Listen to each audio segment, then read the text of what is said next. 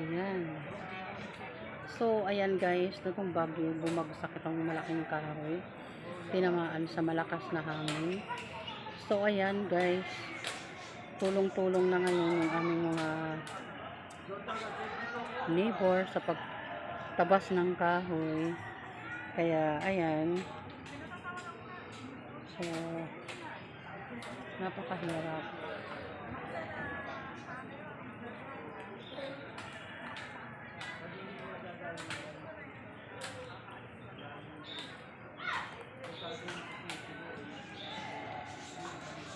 Grabe, nakakatakot yung bagsak ng kahoy na yan.